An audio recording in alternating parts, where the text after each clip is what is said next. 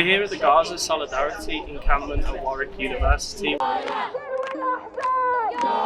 Students have been mobilising in solidarity with Palestinians. All of the universities in Gaza have been destroyed by Israel, and these students are demanding that Warwick University divest from the major arms corporations like BAE Systems that supply weapons to Israel's military. Many of the students I spoke to covered their faces to avoid reprisals. We've been campaigning and kind of protesting, rallying, demonstrating to try and get the uni to cut ties and to divest from their military ties and their higher education partnerships with Israel because of the genocide in Gaza.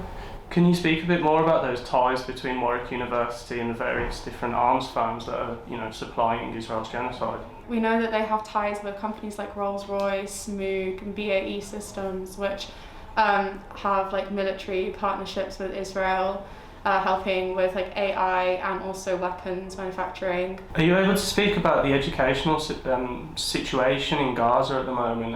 Of course, we've seen on the news the bombing of various different universities. Yeah, there are currently no universities left in Gaza anymore. They've all been bombed by Israel.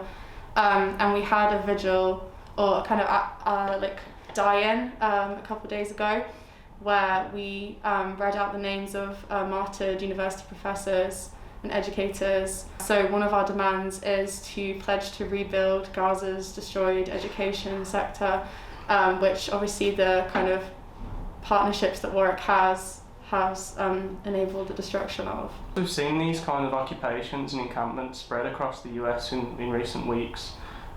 Is this an isolated case in Britain, or have we seen, a kind of student mass movement emerging?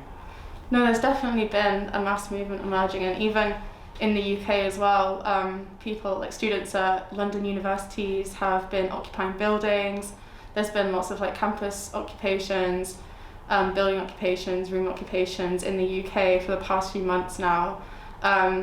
Definitely this tactic of being out in the open is more of a maybe visible thing that kind of has more pressure and more visibility for the public as well. I haven't seen much coverage of the student occupations across Britain. I mean, there's been a lot of coverage of them in the US, but I haven't seen much.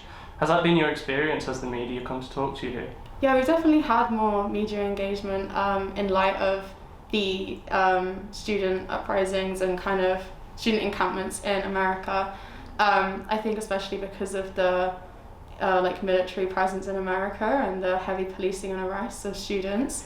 There's more of a kind of focus on all students who are kind of speaking out now.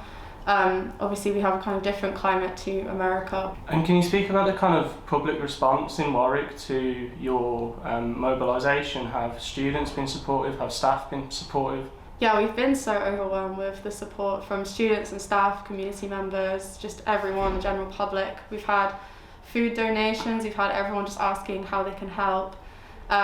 So many staff have just been so supportive. We've only ever had positive messages, positive encouragement on social media, lots and lots of support, and just people wanting to know how they can help, people kind of expressing the sentiment that they also want Warwick to divest, and so we're channeling that now with an open letter that people can send to Warwick administration asking them to divest. I can't help but notice you're wearing the face mask, and a lot of the other activists at the encampment are also wearing masks at the moment. Is there a culture of fear with regards to showing solidarity with the Palestinians in British universities? Has there been a kind of broader crackdown on staff who have written things in support of Palestine? And is that feeding into the way you're conducting your campaign? I think it's just wanting to make sure that our safety is protected, because there obviously has been a censorship of pro-Palestinian voices historically in academia, in other cultural industries. And so I think we're just trying to make sure that we are able to get our message across whilst protecting our identities. And I think especially in light of seeing what's happening in the US and the arrests that are being made, we obviously don't want to have to do this, but we want to make sure that we can show solidarity without the fear of disproportionate measures being taken, and things like that coming into force. And do you expect disproportionate measures to eventually be taken by the university if they don't meet your demands and you remain in the encampment? We hope not, but all we know is that we'll be remaining here, and we hope that the university meets our demands.